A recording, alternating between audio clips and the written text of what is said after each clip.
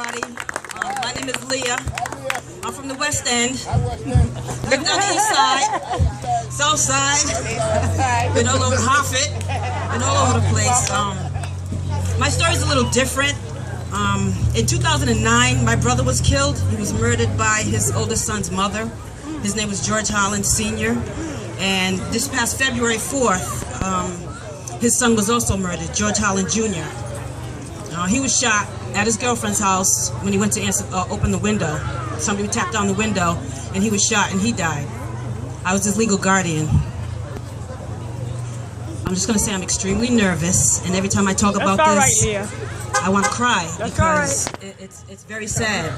That night, I had just come back from the market, and his girlfriend gave me a call, and she said, you know, Georgie got shot. I thought she was joking because they like to play games with me.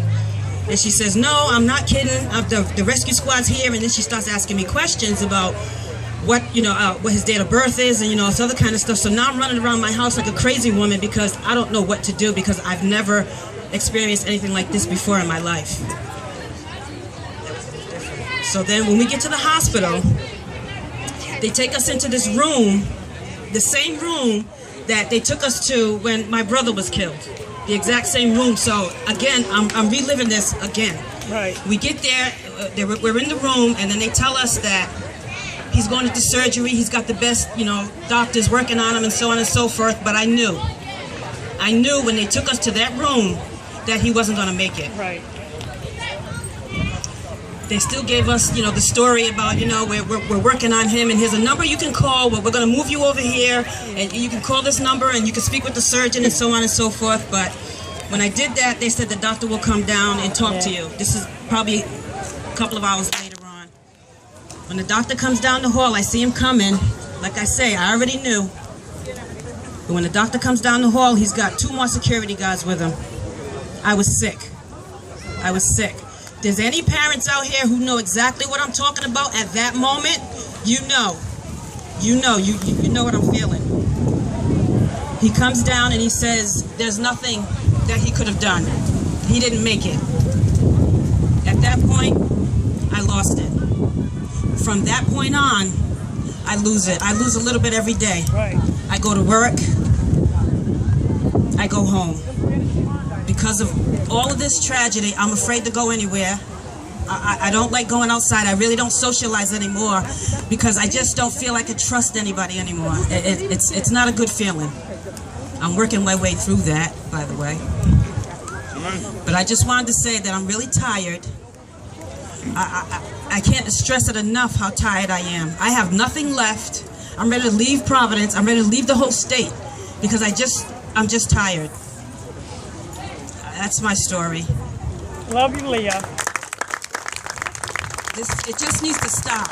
It just needs to stop. We just need to educate our kids better. Right. Ask questions. Find out what they're doing. Go on their Facebook page. That's right. Just get in their business all the time. Just be in their business. Be on their backs all the time. Find out who their friends are. Go visit their friends' houses. Talk to their parents. Find out what's going on with them. Right. You know when your kids are doing something different. You know when they start acting different. You find out. As us as parents, like what do you say? It's on us. It is on us every single day. Every single day. Every last one of these kids, I see their faces, they're beautiful. I'd like to see them 20 years from now. I want to hear stories about when they were sitting here and they're talking about what we're doing today. I want to hear stories about them doing something in their lives for the community later on. It's got to continue. This is the beginning. I urge all of you from the bottom of my heart to keep on doing this stuff. Please don't let these kids keep taking us, don't let the streets keep taking our kids. We can't. George Holland Jr., 17 years old. He was about to graduate. The day he died, he had told the people at his school that he couldn't wait to come home and tell me that he passed the kneecap so he could graduate. When I came home from work that day, I came in the front door, he went out the back door. I never got to see him. He never got to tell me that he was going to graduate, but I knew because I know how I am. I raised 3 already, and they all graduated. This is my oldest daughter right here, Strong woman. So, we all got to do better. We got to do better. Funerals, T-shirts. Come on.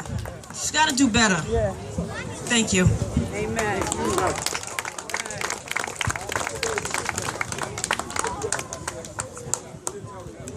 Hello.